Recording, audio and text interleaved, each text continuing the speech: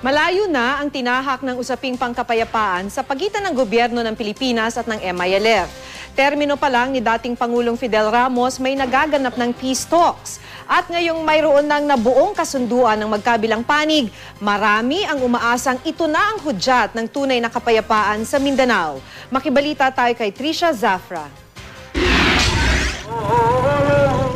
Mahigit 100,000 buhay na rin ang nawala dahil sa mga kaguluhang dulot ng pagre-rebelde ng ilang armadong grupo sa Mindanao. Kaya para sa mga taga Mindanao, magandang balita ang planong pagtatatag ng bagong autonomous political entity na Bangsamoro. Kami mga ulama ay labis na natutuwa at masaya.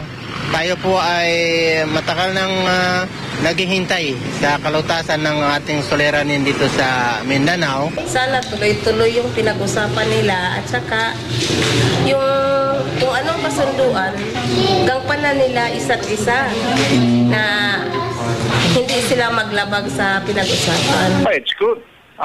We have been waiting for this for many long years. Finally, ang Bangsamoro issue will be addressed. At ma-resolve na rin, mawala na rin yung Mindanao conflict. Ang Moro National Liberation Front o MNLF, malugod na tinanggap ang framework agreement. We welcome this development. Hopefully, including all other forces who are still fighting the government will come into terms with the government. Para naman sa Armed Forces of the Philippines, isang significant milestone ang kasunduan sa pagitan ng gobyerno at MILF. Suportado raw nila ang lahat ng peace initiatives ng pamahalaan. Ang ilang lokal na opisyal naman, sinabing mahalagang ikonsulta ito sa taong bayan. Ay importante, merong oportunidad at merong karapatan ang tao, mamuslim, makristiyanos man siya o lumad, na mamili kung anong gusto niya.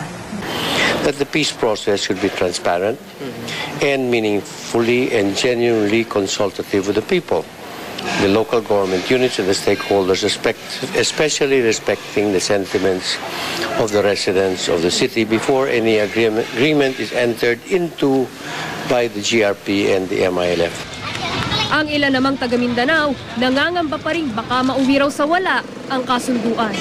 Tulad nung ganyan din ang mangyayari, wala rin katuturan sa aming mga Muslim na mahihirap. Yung mga ibang individuals naman, hindi masyado sumasangayon. I think this is the essence of democracy. Cannot prevent individuals from having their own opinion. But ang gobyerno will deal with them democratically. Hindi problema yan para sa amin. A signed agreement does not mean that there will be immediately peace, but a signed agreement paves the way for each of the sides to actually show that it can be trusted, that it can actually comply with its promises, that institutions will indeed be changed. Trisha Zafra, GMA News.